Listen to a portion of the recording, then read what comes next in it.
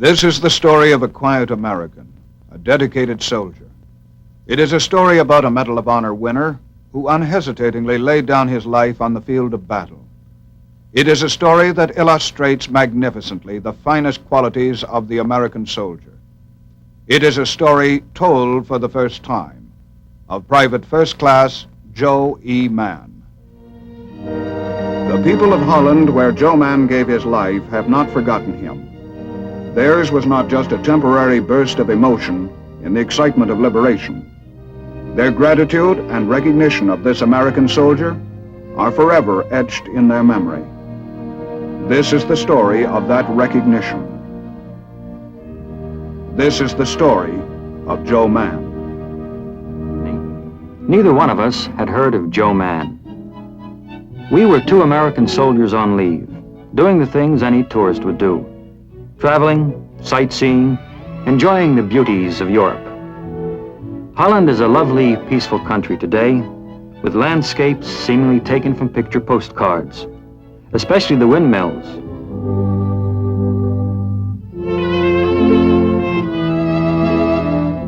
One day, we arrived at a small town named Best. As usual, we couldn't resist the picture taking. And when we spotted an old man carrying those famous wooden shoes, we asked if he would let us take some pictures. We snapped away to our heart's content, feeling that this was part of the real Holland, as unmistakably Dutch as the windmills.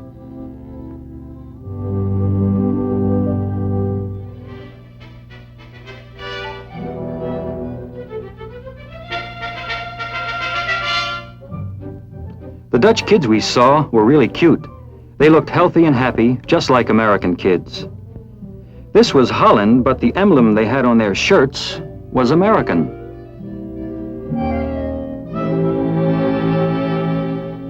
This was something of a mystery because that's the Screaming Eagle patch of the U.S. Army's 101st Airborne Division.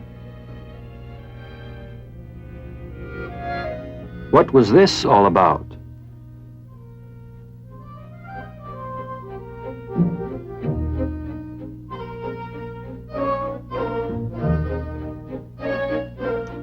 We had time to find out, so we ran after the group and caught up with one of the group leaders, introduced ourselves and asked her about the patch.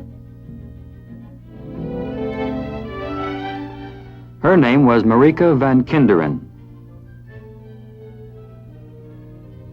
And the patch was in honor of PFC Joe Mann, a paratrooper of the 101st Airborne Division. Well, we had to find out about this, and as they were willing to tell us the story, along we went with them.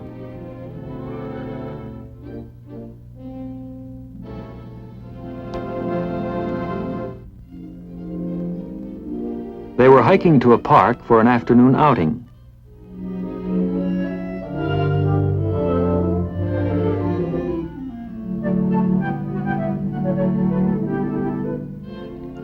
The park was delightful, cool, pleasant, typical of the Dutch.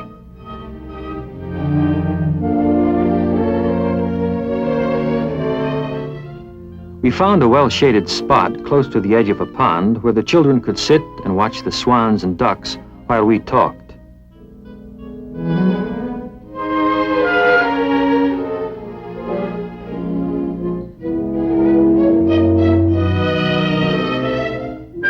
Stephen, the other monitor, had brought feed for the birds, and the kids really got in on the act.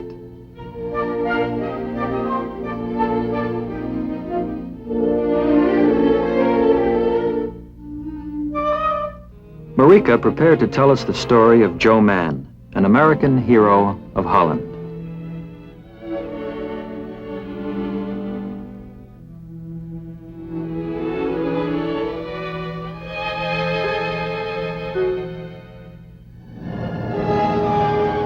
In September 1944, she recalled, a whole Allied army dropped from the skies into Holland to cut off the German positions. There was fierce fighting with soldiers of the American 101st Airborne Division right in the thick of it.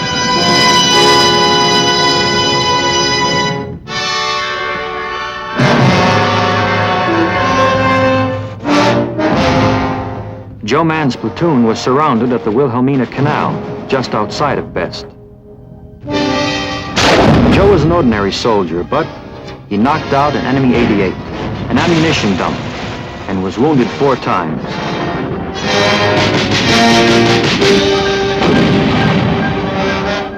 Even so, he insisted on standing guard that night.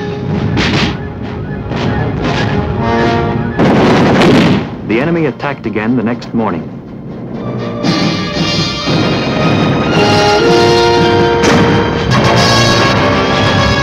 A grenade fell close to Joe, and to save his platoon, he threw himself on it and died.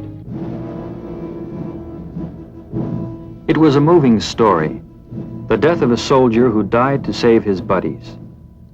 In 1945, his country recognized officially his heroic sacrifice by awarding to him posthumously the nation's highest military award, the Medal of Honor. But the story didn't end there. 10 years later, it came to life again through the efforts of the townspeople of Best. Marika suggested that if we had time, she could have Stephen take us to the town hall at Best. There we could hear the story that followed from the actual persons who were responsible. On the way over, she suggested we stop at the Wilhelminakanaal, the scene of the battle. We had to hear the rest of the story now. Any soldier would.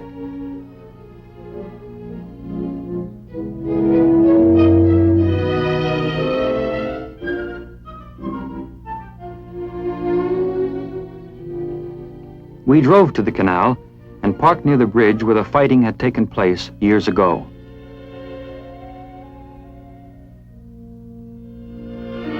Stephen told us how the paratroopers were dug in along the canal bank and showed us the spot where Joe Mann fought and died. It was hard to visualize the violence and destruction at this spot. Now so quiet and deserted, with little trace of that long-ago battle. Yet it was good to know that what had happened here that autumn had not been forgotten by the Dutch people.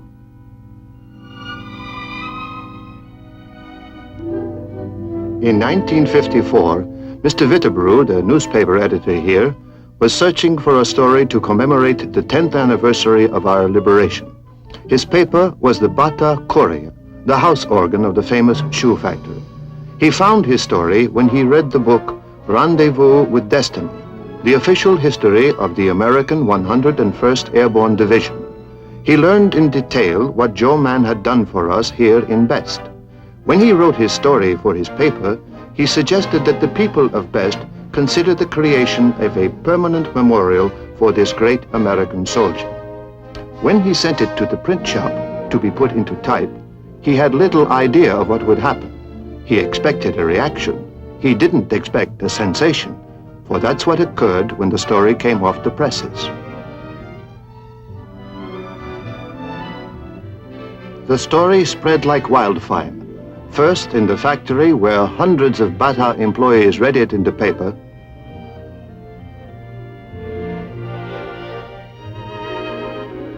Messengers carried the paper to other factories. And postmen distributed the courier to subscribers throughout the town and countryside of Best. The city fathers, in response to the public sentiment, took action. A committee was promptly formed by Dr. Nottemans, the mayor of Best. Editor Wittebrod was on it, of course. I was a member, and many leading citizens of the town. This was the first of many meetings. We worked out a plan to honor your soldier by building a statue and an open-air theater in his memory, and by forming a Joe Mann Club for the children. In September 1956, the statue and open-air theater were ready. Many people came to the dedication. Most of them were from Best, but others came from Eindhoven, a nearby town that had been liberated by the American 101st Airborne Division. Still others came from all over Holland. The 101st sent representatives, the honor soldiers of the division. and Joe Mann's parents were flown to Holland by the United States Army. It was a fitting tribute to an American soldier.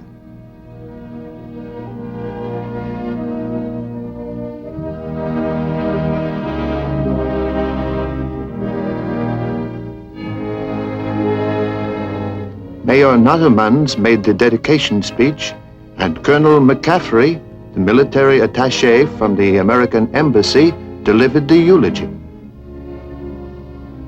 Then Mr. and Mrs. Mann unveiled the statue to their son.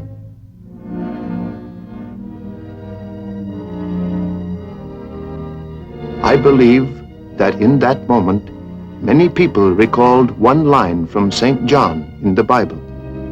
Greater love hath no man than this, that a man lay down his life for his friends.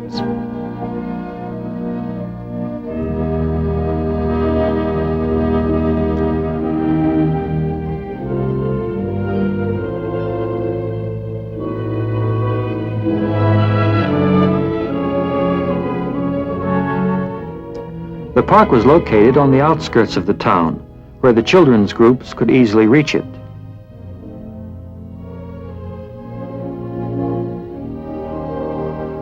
The statue was simple, yet striking.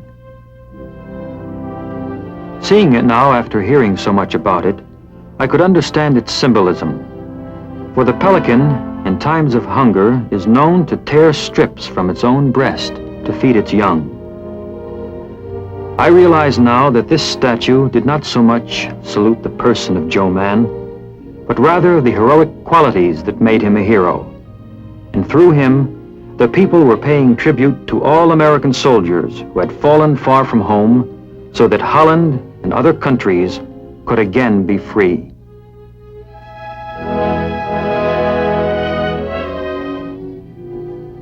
It is hard to remain fully conscious, however, of the solemnity while watching the joyous faces of the children. Like children everywhere, they live for today, and today was to be one of fun.